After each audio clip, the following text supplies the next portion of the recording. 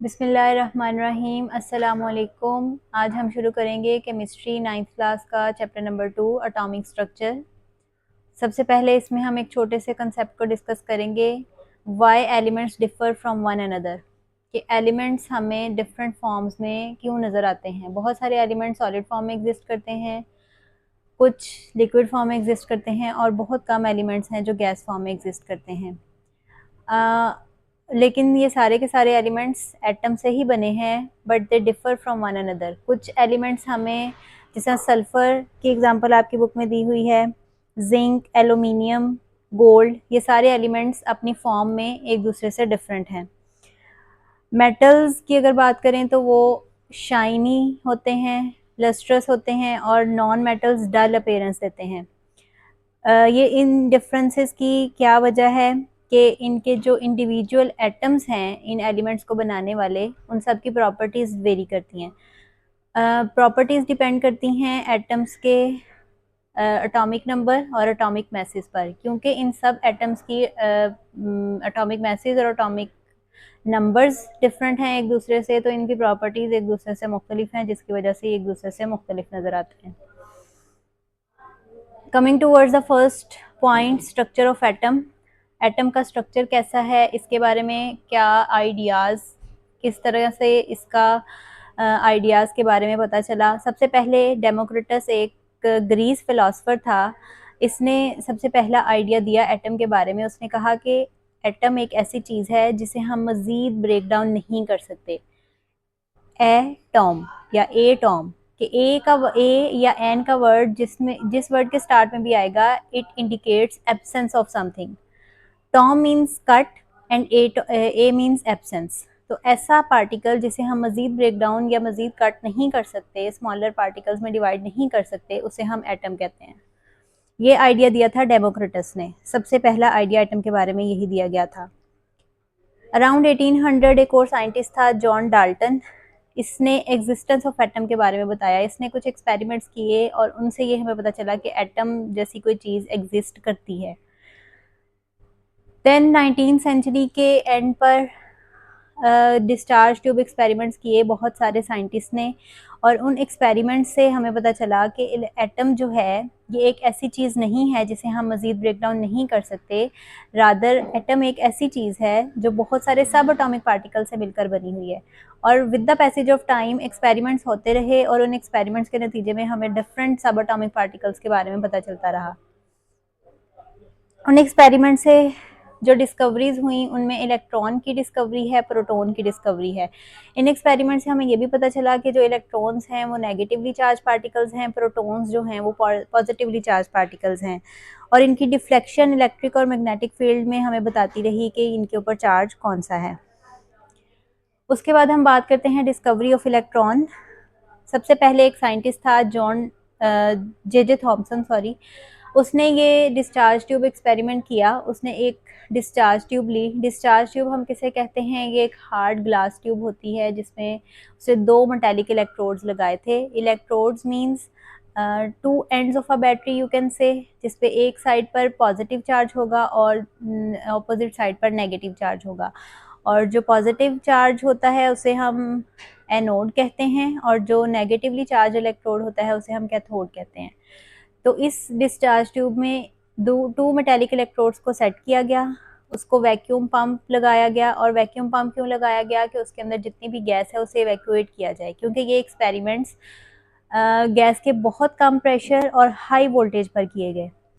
अब इस एक्सपेरिमेंट जब उसने इन गैस डिस्चार्ज ट्यूब के अंदर से बहुत हाई वोल्टेज करंट को गुजारा और उसके अंदर प्रेशर बहुत कम था, तो उसकी वजह से दोनों इलेक्ट्रोड्स थे उसके अंदर लगे हुए, तो जो पॉजिटिव इलेक्ट्रोड था उसकी तरफ रेज या उसकी जो वॉल थी उस इलेक्ट्रोड की बिहाइंड, वो ग्लो होना शुरू हो गई। तो इससे पता चला कि कुछ ऐसी रेज हैं जो नेगेटिवली चार्ज इलेक्ट्रोड से निकलकर पॉजिटिव चार्ज की तरफ जा रही हैं। जॉन थॉमसन ने इन रेज की 1897 में प्रॉपर्टीज़ को डिस्कस किया, और उन प्रॉपर्टीज़ में उसने इनकी डिफ्लेक्शन स्टडी की। और उस डिफ्लेक्शन से क्या पता चला कि जब भी हम किसी इलेक्ट्रिक फील्ड में चार्ज की स्टडी करते हैं ना, तो उसमें हमें ये चीज़ आप जहन में बिठा लें कि जब भी चार्ज की बात की जाएगी तो जो ऑपोजिटली चार्ज्ड पार्टिकल्स हैं तो वो एक दूसरे को अट्रैक्ट करते हैं। अगर किसी चीज़ के ऊपर पॉजिटिव चार्ज होगा तो वो हमेशा नेगेटिवली चार्ज प्लेट या फिर पार्टिकल की तरफ अट्रैक्ट होगी, और अगर किसी चीज़ के ऊपर नेगेटिव चार्ज होगा तो वो पॉजिटिव चार्ज की तरफ अट्रैक्ट होगी। तो इसने जब इलेक्ट्रिक फील्ड के अंदर इन रेज को पास करवाया, तो उससे ये देखा गया कि ये जो पार्टिकल्स थी या रेज थी ये पॉजिटिव प्लेट की तरफ अट्रैक्ट हो रही थी। देन उसने मैग्नेटिक फील्ड में भी इनको पास करवाया, तो उससे भी इनकी डायरेक्शन डाइवर्ट हो गई। तो इन एक्सपेरिमेंट से पता चला कि ये जो पार्टिकल्स डिस्कवर हुए थे इनके ऊपर नेगेटिव चार्ज है, क्योंकि ये पॉजिटिव प्लेट की तरफ अट्रैक्ट हो रहे थे तो इनके ऊपर चार्ज कौन सा होगा, negative, because opposite charges attract each other. तो इन रेस को कैथोड रेस का नाम दिया गया, और फिर इनकी मास टू चार्ज रेशियो भी फाइंड की गई, और इनको सब atomic particles of elements consider किया गया कि ये वो पार्टिकल्स हैं जो एटम्स के अंदर एग्जिस्ट करते हैं। नेक्स्ट टॉपिक है डिस्कवरी ऑफ प्रोटॉन। सबसे पहले 1886 में आइंस्टाइन गोल्डस्टेन एक साइंटिस्ट था जिसने ऑब्जर्व किया इस ऑब्जर्वेशन की बेस पर कि एटम के अंदर जितने पॉजिटिव चार्ज एग्जिस्ट करते हैं उतने ही नेगेटिव चार्ज भी एग्जिस्ट करते हैं। सेम नंबर ऑफ पॉजिटिव और नेगेटिव चार्जेस प्रेजेंट होने की वजह से एटम को as a whole neutral consider किया जाता है। तो उसने बहुत सारे एक्सपेरिमेंट्स परफॉर्म किए एक ऐसी डिस्चार्ज ट्यूब के अंदर जिसके अंदर उसने कैथोड जो था वो परफोरेटेड लिया हुआ था। परफोरेटेड मीन्स जालीदार, जिसमें बहुत सारे सुराख मौजूद थे। अब इन एक्सपेरिमेंट से उसने जो चीज़ ऑब्जर्व की वो क्या थी कि डिस्कवरी ऑफ इलेक्ट्रॉन तो हो गई, ऐसी रेज जो प्रोड्यूस हो रही थी और एनोड की वॉल पर ग्लो प्रोड्यूस करी थी, उनके अलावा एडिशनल रेज भी प्रोड्यूस हो रही थी जो ऑपोजिट डायरेक्शन में मूव कर रही थी। अब जो कैथोड रेज थी वो कैथोड से एमिट हो रही थी और एनोड की तरफ जा रही थी, लेकिन ये ऐसी रेज थी जो एनोड से निकल रही थी और कैथोड की तरफ मूव कर रही थी। अब चूंकि ये रेज एनोड से निकल रही थी तो इस वजह से इन रेज को एनोड रेज का नाम दिया गया, या फिर इनको हम कैनाल रेज भी कहते हैं। अब जब इन रेज की प्रॉपर्टीज को स्टडी किया गया तो ये पता लगा कि जो इन रेज की नेचर है वो डिपेंड करती है कि डिस्चार्ज ट्यूब में कौन सी गैस यूज़ की गई है। लेकिन जब हमने डिस्कवरी ऑफ इलेक्ट्रॉन पढ़ा था तो उसमें ऐसी कोई बात नहीं थी, और वो रेज जो प्रोड्यूस होती हैं वो नेचर ऑफ गैस पे डिपेंड नहीं करती कि सेम रेज प्रोड्यूस होती हैं आप चाहे जो मर्जी गैस डिस्चार्ज ट्यूब में यूज़ करें।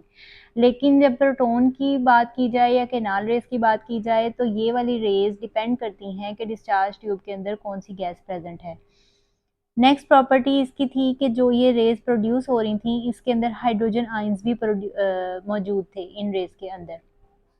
और एक्चुअली ये रेज कैसे प्रोड्यूस होती हैं, आयनाइजेशन ऑफ गैस मॉलिक्यूल्स, कि जो गैस डिस्चार्ज ट्यूब में यूज़ हो रही है उसके ऊपर जब इलेक्ट्रॉन्स की बम्बार्डमेंट होती है या जो कैथोड रेज प्रोड्यूस हो रही हैं जब वो इन गैस मॉलिक्यूल्स के साथ टकराती हैं तो ये क्या करती हैं, इन गैस मॉलिक्यूल्स को आयनाइज कर देती हैं। तो इनकी आयनाइजेशन की वजह से इनके ऊपर जो चार्ज आता है और वो पॉजिटिव चार्ज है, बिकॉज ये एक और इलेक्ट्रॉन रिमूव हो रहा है इनमें से, तो बिकॉज रिमूवल ऑफ इलेक्ट्रॉन हो रहा है तो इसके ऊपर चार्ज पॉजिटिव आ जाता है। तो ये कैनाल रेज या एनोड रेज कहलाती है।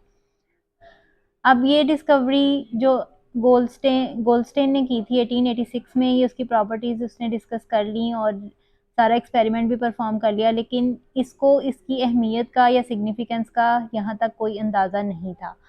1917 में फिर एक और साइंटिस्ट था रदरफोर्ड, उसने मज़ीद एक्सपेरिमेंट्स किए और दोबारा से इसकी प्रेजेंस को कंफर्म किया, और उसने ये कहा कि ये जो हाइड्रोजन आयन है या प्रोटॉन है ये फंडामेंटल पार्टिकल है ऑल न्यूक्लियाई का, कि ये जो भी गैस इसमें यूज़ की जाएगी डिस्चार्ज ट्यूब में वहाँ से हाइड्रोजन आयंस निकल रहे हैं। तो इसका मतलब है कि हर एटम का फंडामेंटल पार्टिकल है या एक नेसेसरी एलिमेंट जो है वो उसमें प्रोटॉन या हाइड्रोजन आयन मौजूद होता है।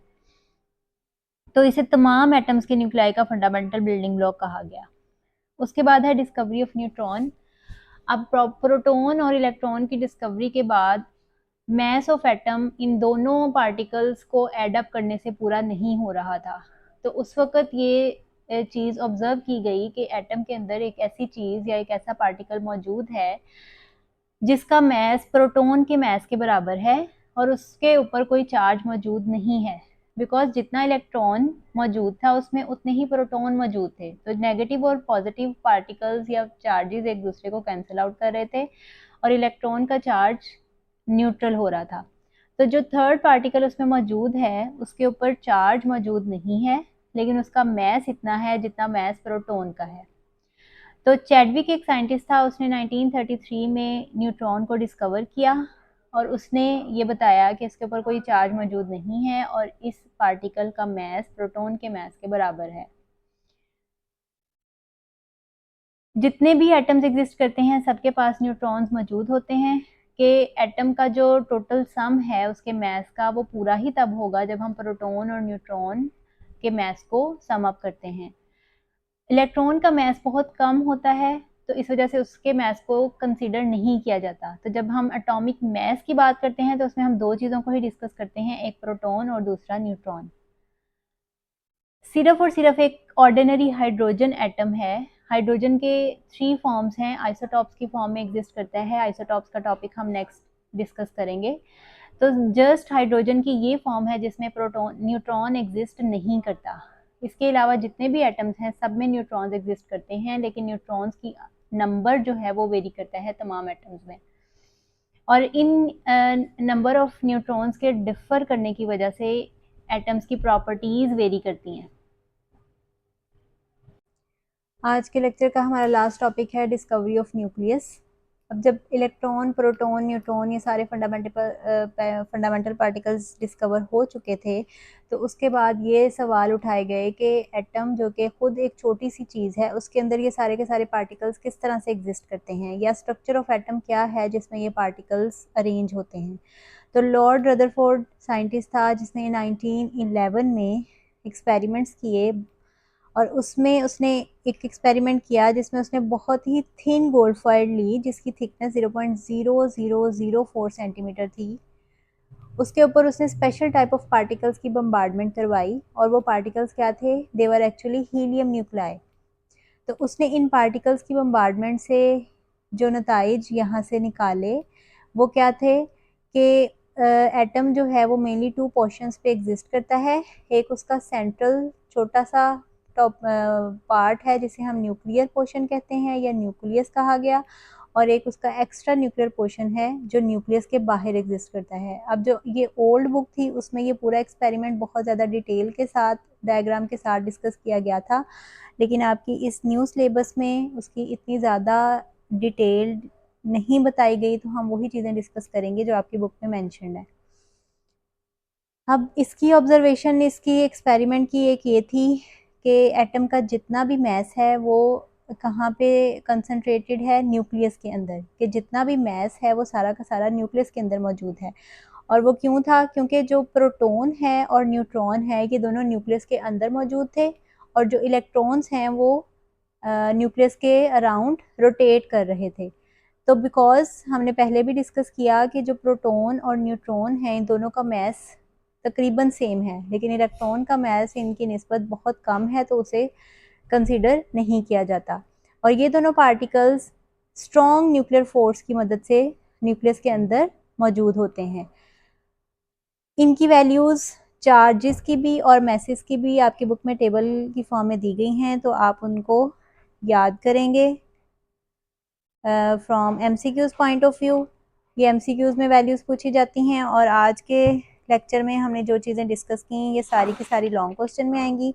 Discovery of electron, discovery of proton और डिस्कवरी ऑफ न्यूट्रॉन लॉन्ग में नहीं आता, इसे आप शॉर्ट के तौर पर याद करेंगे, और डिस्कवरी ऑफ न्यूक्लियस भी शॉर्ट क्वेश्चन के तौर पर याद करेंगे। आज का लेक्चर हम यहाँ पे एंड करेंगे। मिलते हैं नेक्स्ट लेक्चर में। अल्लाह हाफिज़।